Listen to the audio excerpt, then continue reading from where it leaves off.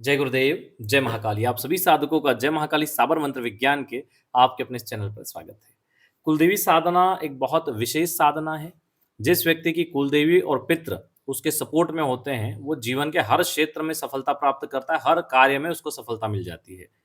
सब शक्तियाँ उसकी मदद करती हैं। जिसके कुलदेवी देवता या पितृ रुष्ट होते हैं, वो हमेशा परेशान रहता है। बहुत से लोगों के फ़ोन आते हैं, गुरुजी हमारे कुलदेवी देवता और पितरों को शत्रुओं ने बाँध दिया है, जो कि 90% झूठ होता है।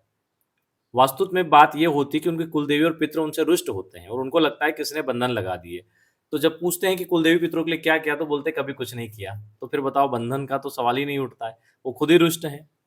पितरों के लिए गया जी श्राद्ध करना चाहिए।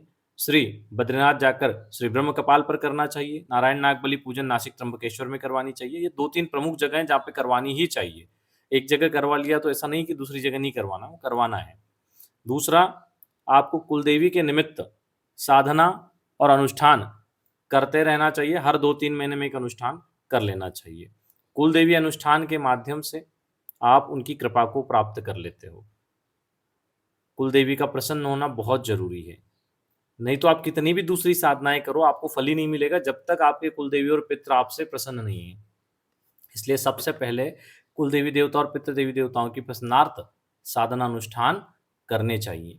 चलिए आज के दिव्य साधना कैसे करनी है, उसमें क्या सामग्री लगेगी और कब करनी है, उसका पूरा विधान आज आपको देते हैं।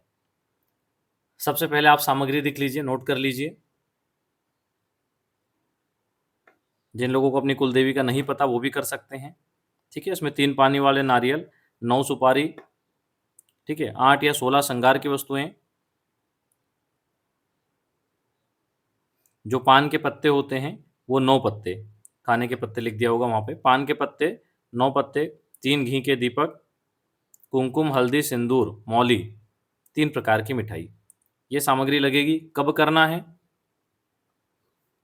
शुक्ल पक्ष की द्वादशी, त्रयोदशी या चतुर्दशी तिथि को, 3 तिथियों में करना है। मतलब द्वादशी को शुरू होगी, त्रयोदशी और चतुर्दशी 3 दिन चलेगी ये साधना। ठीक है, क्या करना है? स्नान आदि से निवृत्त हो प्रातःकाल 4 बजे से। देखो एक चीज ध्यान रखना, एकांत कमरा होना चाहिए और एकांत कमरे में जब आप साधना करेंगे तो घर के पुरुष और स्त्रियां जा सकती है, लेकिन जैसे बेटी है घर में तो बेटी को नहीं अंदर वो करना है। ठीक है, कुछ चीजें रहती है तांत्रिक साधनाओं में तो बेटी अंदर नहीं जाएगी, बाकी पत्नी जा सकती है या घर के अन्य कोई सदस्य वो जा सकते हैं।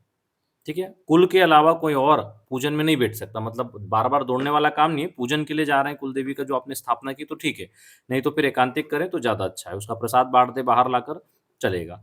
स्नान के पश्चात बैठ जाएं। ठीक है, पीले वस्त्र आसन धारण कर लें, सामने भी एक पीला कपड़ा आसन पर बिछा लें, उत्तरमुखी या पूर्वमुखी बैठें। ठीक है, इसके बाद नारियल की कुछ जटाएं निकाल लें, कुछ रहने दें और उस नारियल को सिंदूर से रंग दें। दूसरे नारियल को हल्दी से और तीसरे नारियल को कुमकुम से। तीनों नारियलों को रख दें। एक महाकाली का प्रतीक है, एक महालक्ष्मी का और एक महासरस्वती का। ठीक है, तीनों नारियल पर मौली बांध दें और बाजोड़ पर स्थापित कर दें। हर नारियल के सामने 3-3 पान के पत्ते रखें, उसके ऊपर एक एक सिक्का, 3-3 पान के पत्तों पर एक एक सिक्का, एक एक सुपारी, जो पूजन की सुपारी होती है उसको स्थापित करें। ठीक है, अब गुरु पूजन और श्री गणपति पूजन करें। पूजा में जो स्थापित सामग्री है, पहले एक घी का दीपक प्रज्वलित करें, दीपक का पूजन करें, हाथ में जल लेके संकल्प लें, अपना नाम गोत्र बोलें। मैं अपनी कुलदेवी प्रसन्नार्थ यह दिव्य 3 दिवसीय कुलदेवी साधना करने जा रहा हूँ। माँ कुलदेवी प्रसन्न हो, मुझ पर कृपा करें, मेरे परिवार पर कृपा करें, धन संपत्ति यश कीर्ति पद प्रतिष्ठा मान सम्मान उत्तम स्वास्थ्य प्रदान करें। ऐसा संकल्प लेकर जल छोड़ दें और जल छोड़ने के बाद पूजन करें। गुरु पूजन गणपति पूजन के बाद जो आपने वहाँ पर तीनों नारियल माँ महालक्ष्मी, माँ महासरस्वती और माँ महाकाली निमित्त स्थापित किए हैं, उनका पूजन करें एवं जो सुपारियाँ रखी हुई है उनका पूजन करें। जहाँ सिंदूर वाला नारियल है वहाँ सिर्फ सिंदूर चढ़ेगा, जहाँ हल्दी वाला है वहाँ हल्दी और जहाँ कुमकुम वाला है वहाँ कुमकुम, अलग से कुछ नहीं चढ़ाना।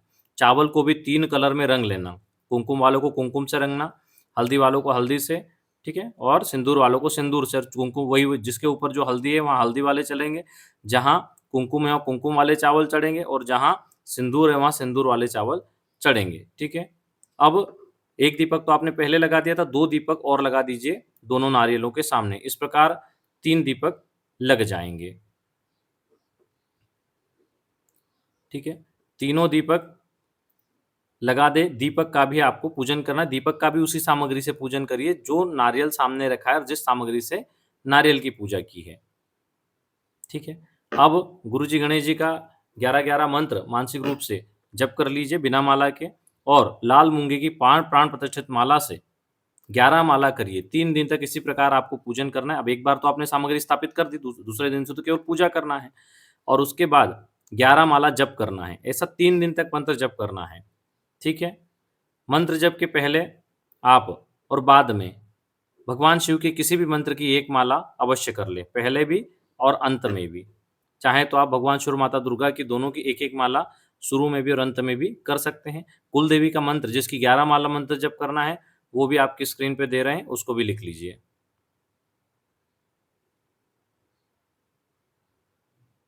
यह मूल मंत्र है कुल देवी का।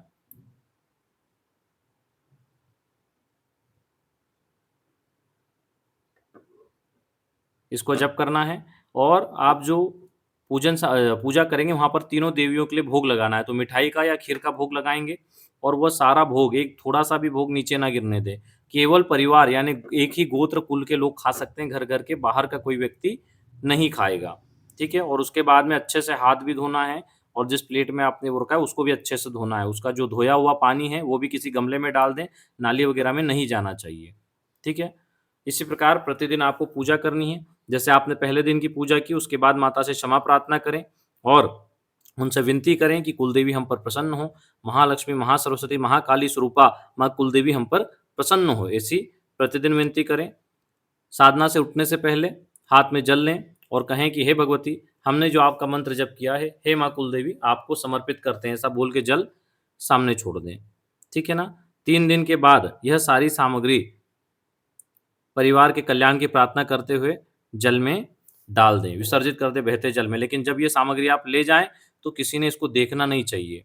ठीक है ना? ये चीज़ ध्यान रखें, और घर की जो कन्याएँ हैं, वो पूजन स्थान में नहीं जाएँगी, ये ध्यान रखिए। पत्नी जा सकती है, माता-पिता जा सकते हैं, पूजन सभी लोग कर सकते हैं घर का, उसमें कोई दिक्कत नहीं है। तो इस प्रकार आप इस सरल विधि से कुल देवी की कृपा प्राप्त कर सकते हैं। समय-समय पर इस दिव्य साधना को करके माँ कुल देवी की कृपा को आप प्राप्त कर सकते हैं। समय-समय पर माँ कुलदेवी की साधना से उनकी परम कृपा की प्राप्ति होती है। यह दिव्य अनुष्ठान है, जिसको बहुत कम शब्दों में आपको हमने समझा दिया है। छोटा-सा ही है लेकिन बहुत प्रभावी है। प्रति माह 3 दिन करो और अपनी कुलदेवी की कृपा को प्राप्त करो। चलो आज के लिए इतना ही। जो लोग अपना कुंडली विश्लेषण या ऑरा स्कैनिंग करवाना चाहते हैं, नीचे नंबर दिया है, उस पे संपर्क कर सकते हैं। जय गुरुदेव, जय महाकाली।